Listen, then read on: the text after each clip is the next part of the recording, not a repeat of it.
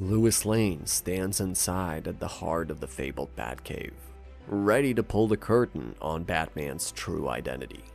As you can imagine, the worst has happened. Joker has finally managed to kill his long-standing enemy, the legendary Caped Crusader, none other than Batman. Batman was in fact Bruce Wayne, the enigmatic billionaire, business titan, philanthropist, and socialite. As I stand here, I'm actually directly beneath his lifelong home, Gotham's historic Wayne Manor. We then see Lewis interviewing Batman's butler, the loyal Alfred Pennyworth. Mr. Pennyworth, you protected Bruce Wayne's secret identity for decades. In the wake of his death, why come forward with the truth now? Master Bruce was the most selfless individual I ever met. He never wanted any credit for the work he did when he put on that cape. But now that he is gone, I want people to know the truth. Those who thought Bruce Wayne was merely an idle playboy should know who he really was. Everything he sacrificed to protect this city he loved so much. The world should know. The world should know what my son did. Following Alfred's interview, a chorus of praise emerges for Gotham's Guardian, as many step forward to sing his accolades. Bruce Wayne was the hero Gotham City always needed, but never deserved. He told me once, long ago, that I'd never have to thank him for everything he did for Gotham City.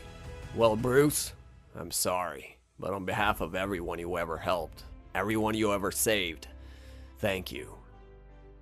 Bruce and I didn't always see eye to eye. We had our moments. But there isn't a person on this planet I respected more. Lois Lane then announces that Batman's funeral is scheduled for Friday, after which a public memorial will be organized in Gotham Plaza to commemorate all that Bruce Wayne has done for his beloved city. And so, on the day of Batman's memorial, a mysterious guest, veiled and unseen, quietly blends into the unsuspecting crowd. Dark Knight?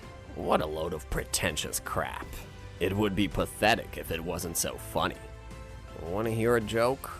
Okay, so there's two guys, both with serious emotional issues. They each start dressing up like freaks and break the law.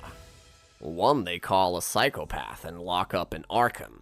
The other they call a hero and name high schools after him. Do you get it? As the Joker observes the crowd adorned in Batman costumes and hears the laughter and joy around him, a sinking realization dawns upon him in that moment. Why is everyone laughing? Their precious Caped Crusader is dead. Aren't they supposed to be sad? They're treating this like it's some kind of a party. Has the world gone mad? You idiots, you're not supposed to laugh until I deliver the punchline. Wonder Woman steps on the stage to express her admiration for Batman, but in the crowd, Joker begins to grow restless by the second. Boring. What none of these morons understand is that without me, Batman would be nothing. They should all be thanking me. I created him. Just like he created me. Maybe that's why Bruce was the only one who ever really got me.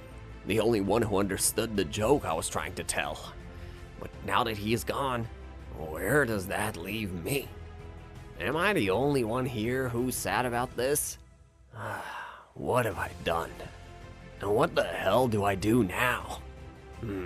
Maybe it's time for a fresh start. A career change. As Joker realizes that the only enemy he has ever respected has met his maker, he finds himself in quite a predicament. The next day, Joker seizes a train filled with innocent passengers, but he quickly realizes that doing the same old wickedness is not so fun anymore. I need some change from the gloomy Gotham City. I need to challenge myself. Try something completely different. I'd like to see what this Dove Corpse is about firsthand. Maybe that will make me feel better. With Batman's demise leaving Gotham a stranger to the Joker, the Clown Prince of Crime takes a trip to Guatemala to fight alongside the Doves. This is truly Mother Nature's greatest invention. I only wish Poison Ivy were here to enjoy the variety of flora with me. That's our target. We get in, neutralize the rebels, and get out. And nobody gets killed. So when you said no killing, what exactly did you mean? As the doves tell the Joker that they are designed by the UN for non-lethal missions and have a strict no-killing policy, Joker starts to miss his old life. We are pacifist soldiers, man. We've taken an oath to never again take a life. If we kill someone, even in self-defense, we're out of the Dove Corps. Wait, you're serious? I thought that no-killing motto was just a gag to get money from the UN. We're not killing anyone at all? The doves stare at the Joker in all seriousness, making him realize that they are not joking about this. Hooray. Listen up, here's our mission. We neutralize the rebels, we rescue the hostages. The UN has provided us with weapons to take out the rebels without bloodshed. Typical. I'm not known for my non-lethal solutions. But I am in a bit of a funk these days, so I am shaking things up a bit. Trying something new. Behold, my first and only non-lethal weapon. I call this the Itchmaster. Let me demonstrate. Armed with the Itchmaster, for the first time in history, we see the Joker saving the day. Thanks to you, we may never have to kill anyone ever again. Yeah, right on. Welcome to the Dove Corps. Aw, I'm flattered. Being part of the Dove Corps is really exciting. And I would love to be a part of your noble mission to never kill anyone. But it has been tried and tested. You simply cannot keep a psychotic, cold-blooded maniac from a life of ultra-violence for long. And so, Joker opens fire on the doves, killing them all.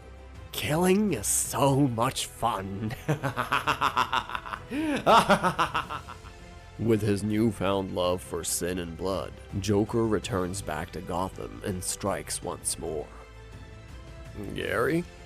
I'm sorry, Doc. I thought I could do this, but I can't. I've treated dozens of his victims, and this is the most important step. Do you have your mask with you? Yes. What you're seeing right now is Joker's latest victim who has fallen prey to one of his gags. Dr. Reed has taken it upon himself to help him out. Well, now all you have to do is let it do its work. Let it heal you. But the issue is, you don't want it to work, do you? No, I don't. You don't want it to work because you're afraid if you heal, he'll come back. See, this is what he does, Gary. But he is just a man. This was my fear, though. He knew. I was always afraid of something happening to my smile. I was vain about my teeth, Doc. Dr. Reed tries to assure Gary that what Joker did to him wasn't personal, but Gary knew better. He said my name. He read it on your uniform. This is what I do. So hear me when I say that this is the big trick he plays on his victims. I promise you, this is his power.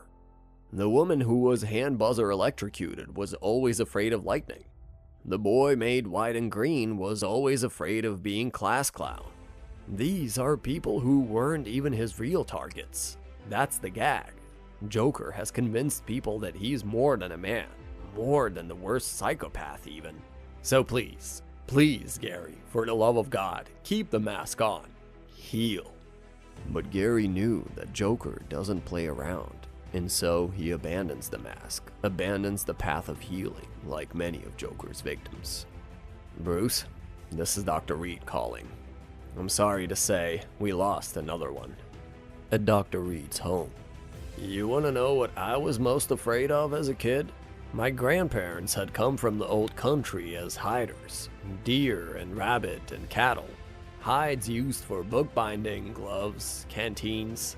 They were self-made, and when I was a boy, they gave me a flower made of different hides.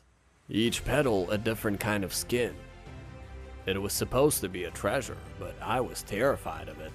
Eventually, though, I got rid of it, and while my parents beat me for it, it was the most pleasurable whipping I ever took. You know what I mean? As Dr. Reed prepares to sleep off the day, he notices a flower on his bedside.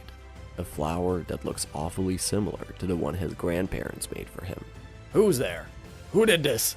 Looks like Joker has played his joke once again, as Dr. Reed recoils in shock and pain as the poisonous gas from the flower burns his face. Later that night. What? I'm up. I had to dream again. Aw, Puddin', the bad one. The only one. It's okay. Talk it out. I'm here. It started like always in Blackgate. Joker then begins to narrate his nightmare of how he was finally apprehended by the law. I'm on death row. Midnight. Checkout time. No last minute call from the governor. They're finally going to burn the Joker. Laugh it up in hell, Joker. I will when I'm stuffing your mom, Bert.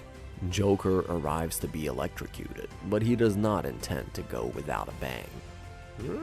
Hello, fan club. So happy you could make it. You know, they say death is easy and comedy is hard. Not so. I laughed my guts out popping off your, what were they, husbands? Kids? Parents? Pity. I don't remember any of their names. The civilians who had gathered to see the fall of the Joker are now riled up, just as Mr. J had hoped for. A standing ovation. Lovely. But as death draws near, Joker sees the Dark Knight, there to have the last laugh.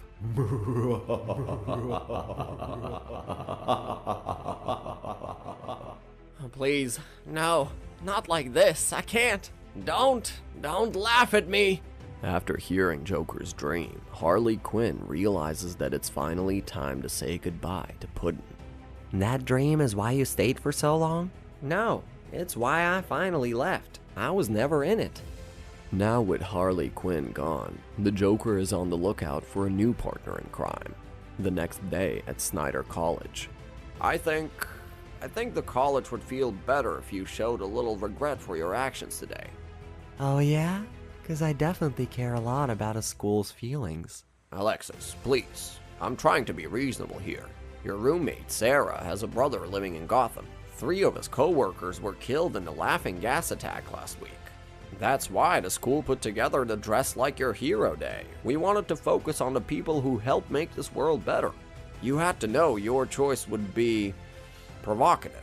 But Alexis remains proud in her love for the Joker. In fact, she displays her affection by wearing a Joker shirt.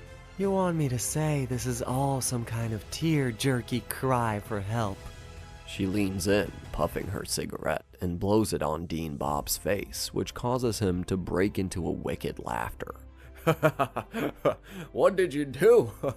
I got the recipe off the internet. I don't know if it's going to work right. Can't move. You see, I'm going to dress you up and leave your body in Sarah's bed. Come on, Dean Bob. Don't you think that's funny? Won't laugh. Shortly after that, Dean Bob is finally put off his misery for once and for all. Some of us don't want to be the good guys. This whole world you built is the joke. I'm the punchline. And now, admiring her work, Alexis turns to the closet, and out comes the Joker. You needed to see I wasn't just another creepy fangirl. There's your proof. I'm ready to get serious. Serious? No, my dear. Punchline. What comes next is going to be funny.